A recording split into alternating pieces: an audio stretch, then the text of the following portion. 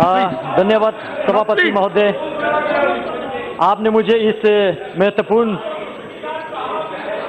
Bill pay चर्चा करने का जो मौका दिया, मैं इसके लिए आपका आभार हूं। सभापति महोदय, आज भारत के इतिहास में वो दिन है,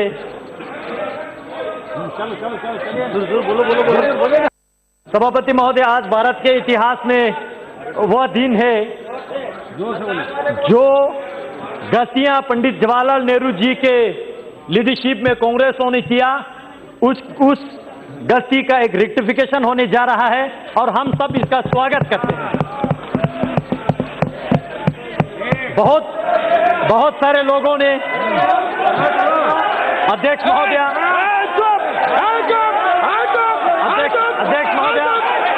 बोलने दीजिए, आप लोगों का मैंने सुना, बहुत बोला आप लोगों ने बोला, बैठिए, बोलने दीजिए, सुनने की क्षमता रखिए, सुनने की क्षमता रखिए। अध्यक्ष जी, बैठिए, आप भी बैठ जाइए, प्लीज बैठ जाइए, आप भी बैठ जाइए, बोलने दीजिए। अध्यक्ष जी, हाँ बोलिए।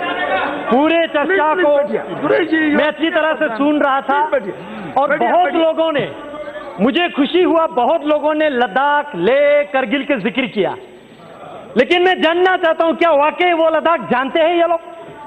आज तक बीते 71 साल, 7 डेकेड्स लद्दाख को बिल्कुल अपनाया नहीं, बिल्कुल फेंक के रखा वहां पे, और वक्तव्य दिया इसी सदन में, वो जमीन है का टुकड़ा है जहां पे एक तिनका का घास नहीं उगते हैं। ऐसे वक्तव्य देने वाले क्या लद्दाख को समझते हैं? क्या लद्दाख के विशेष संस्कृति को जानते हैं? क्या लद्दाख के भाषा को जानते हैं? क्या लद्दाख के रहन सहन, खान पान, वहां के ज्योग्राफिकल कंडीशन, क्लाइमेटिक कंडीशन, जो दुर्गम क्षेत्र है, क्या वो जानते हैं या खाली किताबें पढ़ के बोल रहे हैं? अध्यक्ष महोदय, लद्दाख ने पिछले 71 ईयर यूटी के लिए संघर्ष किया। हम भारत देश के अटूट अंग बनना चाहते थे। 1948 मई 4 तारीख को पहला ज्ञापन लद्दाख बुद्धिस्ट एसोसिएशन के तब के प्रेसिडेंट ने पंडित जवाहरलाल नेहरू जी को दिया था, तब के प्रधानमंत्री जी को। कहा कि लद्दाख को या तो आप सेंट्रली एडमिनिस्ट्रेटिव ऐसा कुछ बनाइए, या नेफा टाइप बनाइए, या ईस्ट पंजाब के साथ रखिए, लेकिन किसी भी कंडीशन में हमें कश्मीर के साथ मत रखिए, यह हमने कहा था। लेकिन जिनका सरकार था उन्होंने हमारे सुनवाई नहीं किया, जानने की कोशिश तक नहीं किया,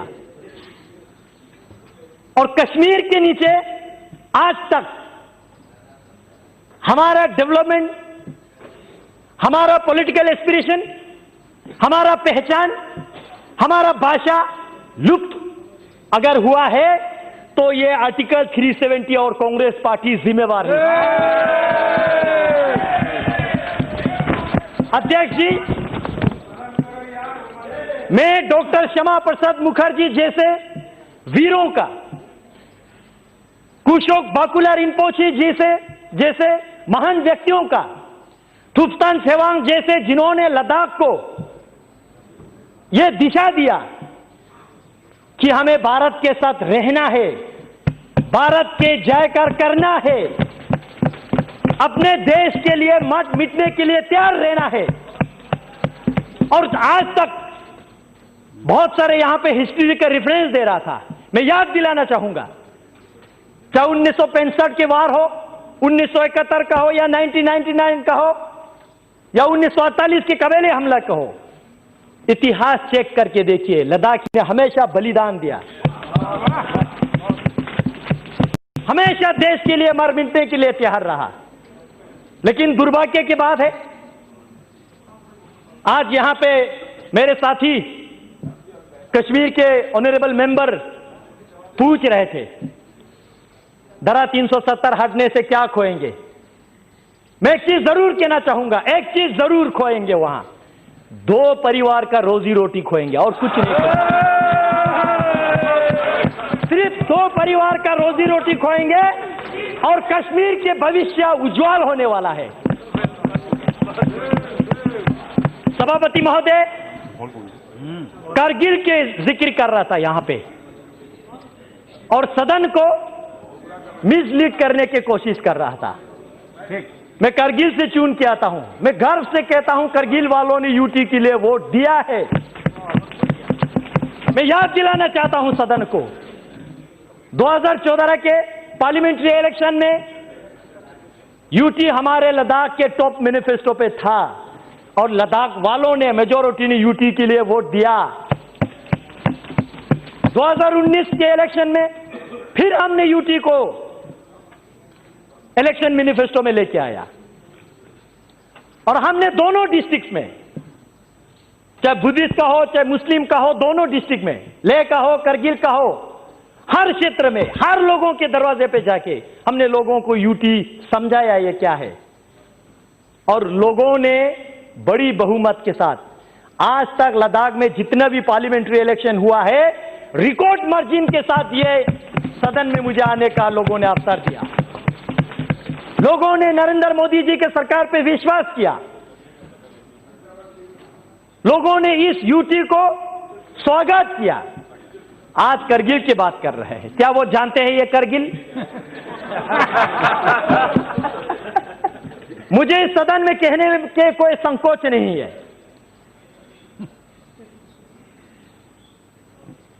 तब के गृह मंत्री माननीय राजनाथ सिंह जी अब ले पधारे थे।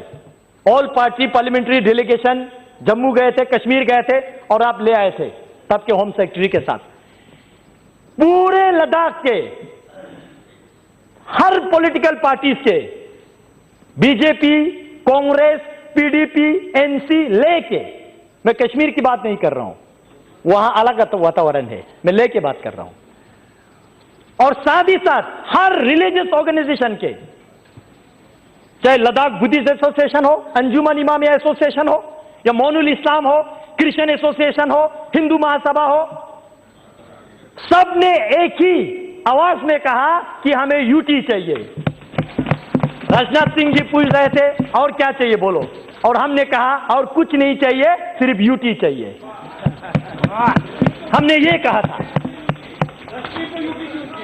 आज अध्यक्ष जी सुनने की क्षमता रखिए, सुनने की क्षमता रखिए, अभी तो टीलर है, सुनने की क्षमता रखिए। अध्यक्ष जी, लेकिन उस वक्त एक दुर्घटना हमारे साथ घटी, आज मैं इस सदन को अवगत करना चाहूंगा। तब के ले में आपके एनसी के डिस्ट्रिक्ट प्रेसिडेंट, पीडीपी के डिस्ट्रिक्ट प्रेसिडेंट, जिन्होंने यूटी के मेमोरेंडम को साइन किया, उन लोगों को आपके कश्मीर के एनसी और पीडीपी ने वहां से प्रेस रिलीज जारी करके अपने पार्टी से बाहर निकाल दिया। आज डेमोक्रेसी की बात कर रही है, लोकतंत्र की बात कर रहे हैं। क्या वो थे आपका लोकतंत्र? लोगों का आवाज बंद करना, दबे कुचाले रखना, ये आपका लोकतंत्र था क्या? अध्यक्ष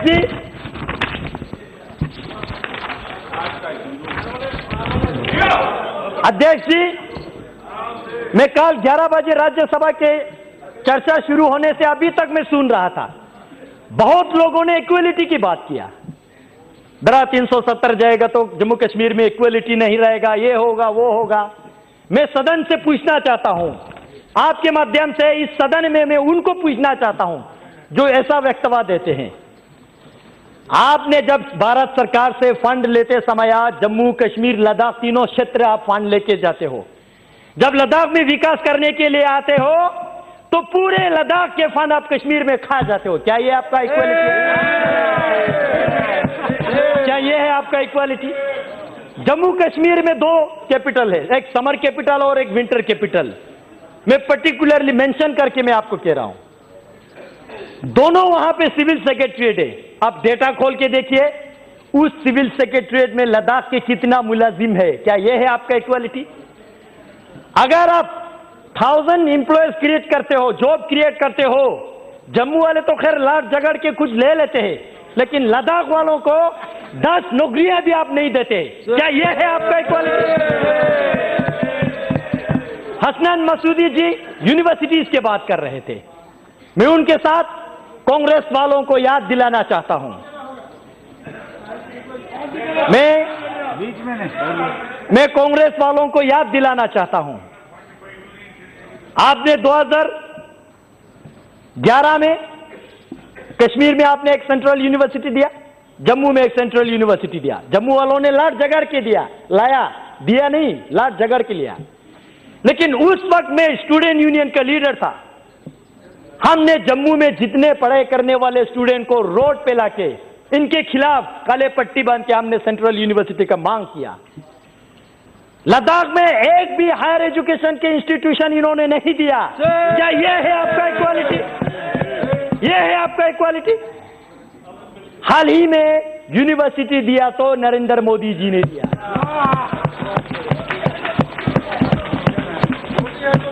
मोदी है तो मुमकिन है, सही में। कल राज्यसभा में कांग्रेस के नेता गला फट फट के कह रहे थे कि भाई लद्दाख के साथ क्या होगा, लद्दाख के साथ क्या होगा। मैं जानना चाहता हूं अध्यक्ष महोदय, आपके माध्यम से मैं जानना चाहता हूं, जब आप 2008 में जम्मू कश्मीर के चीफ मिनिस्टर थे, आपने वहां पे 8 नया डिस्ट्रिक्ट बनाया, जिला 4 आपने कश्मीर को दिया, तो जम्मू वालों ने लड़ाई किया तो 4 देना पड़ा। लद्दाख को आपने एक डिस्ट्रिक्ट भी नहीं दिया। क्या यह है आपका इक्वालिटी? यह आपका इक्वालिटी है? आज आप कहते हैं इक्वालिटी।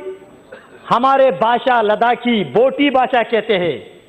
कश्मीरी आपने लिपि ना होने से भी आपने रिकॉग्नाइज किया, 8 शेड्यूल में डाल दिया। जम्मू के डोगरी उन्होंने आंदोलन किया तो उनको भी दे दिया। लद्दाख के भाषा को आज तक आपने रिकॉग्नाइज किया। क्या यह है आपका इक्वालिटी? अध्यक्ष जी, सेक्युलरिज्म और डेमोग्राफी की बात किया जा रहा है यहां पे। मैं जानना चाहता हूं, जिस कश्मीरी पंडितों को आपने इस धारा 370 के मिसयूज करते हुए लात मार के रातों रात निकाल दिया, क्या यह है आपका सेक्युलरिज्म?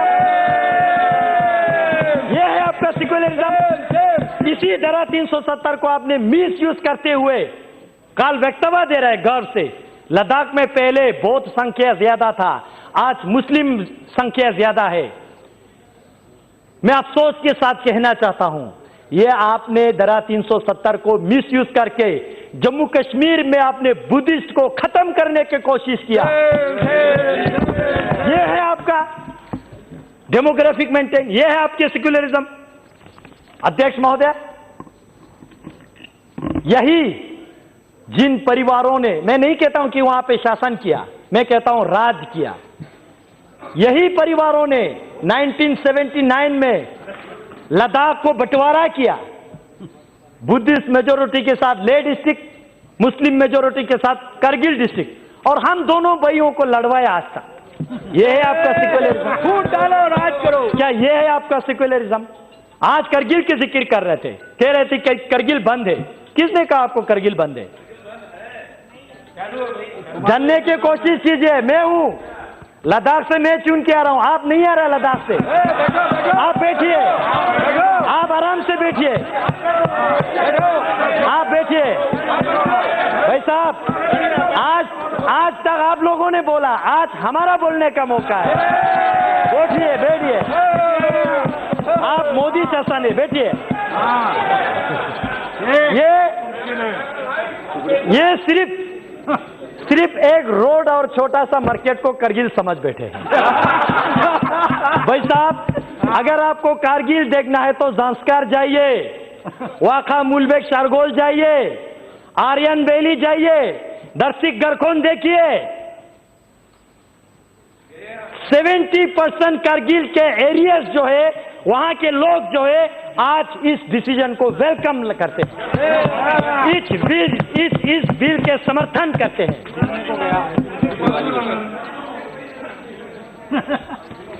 अध्यक्ष जी,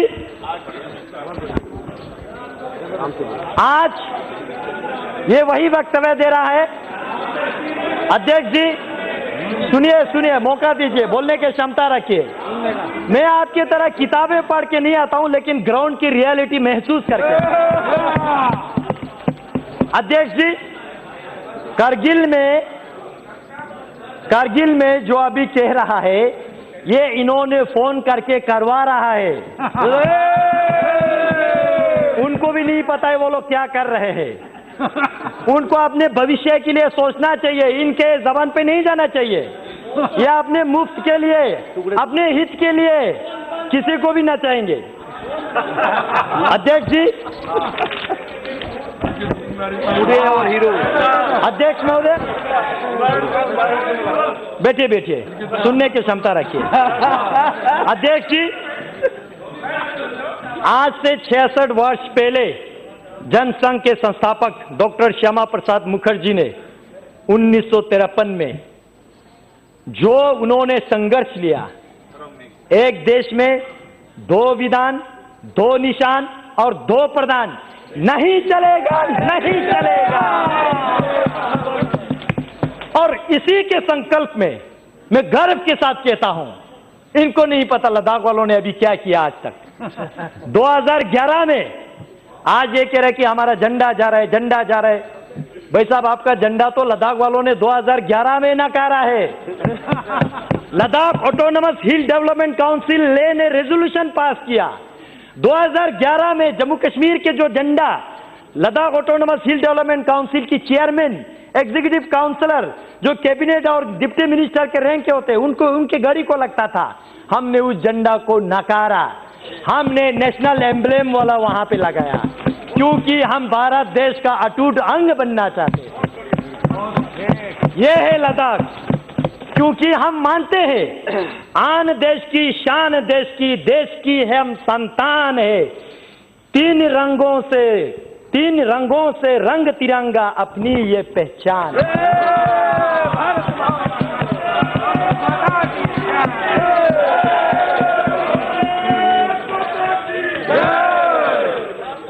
अध्यक्ष जी, बड़े आयरनिकल बात है, पंचायत इलेक्शन में पार्टिसिपेट नहीं करेंगे और जब अपने कुर्सी के बारे आएंगे तो पार्टिसिपेट करेंगे। ग्रास रूट डेमोक्रेसी नहीं आने देंगे, लेकिन अपने घर का रोटी चलना चाहिए। ऐसा विचारधारा हम एक्सेप्ट स्वीकार नहीं करेंगे।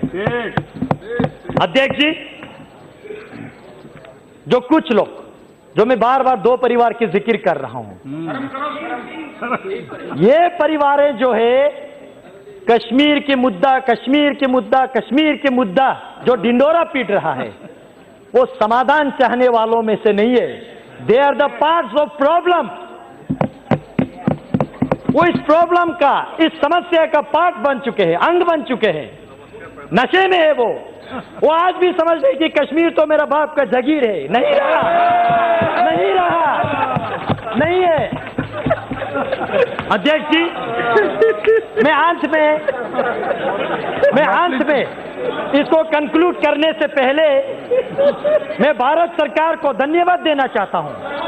श्री नरेंद्र मोदी जी को, गृह मंत्री जी माननीय अमित शाह जी को और पूरे सहयोगी दल को, और जिनका दल नहीं है लेकिन इस बिल के फेवर में आने वाले हैं, उन लोगों को भी मैं पूरे लद्दाख के निवासियों की ओर से धन्यवाद देना चाहता हूं, क्योंकि आज पहली बार इस भारत के इतिहास में लद्दाखियों के सेंटिमेंट को, एस्पिरेशन को सुना जा रहा है। उस लद्दाख के जो चीन के साथ, पाकिस्तान के साथ सीमाएं लगते हैं, उस लद्दाख के महत्वपूर्ण को समझ रहे हैं। इस सरकार में इस बिल को हम वेलकम करते हैं और हम एक अंत में, जो लोग अभी तक कंफ्यूज में, उनको एक रिक्वेस्ट छोटा सा करना है। देश के लिए प्यार है तो जताया करो, देश के लिए प्यार है तो जताया करो, किसी का इंतजार मत करो, गर्व से बोलो जय हिंद। अभिमान से कहो भारतीय है हम, स्वाभिमान से कहो भारत माता की जय, और वर्तमान में करो इस बिल का समर्थन। बहुत बहुत धन्यवाद अध्यक्ष।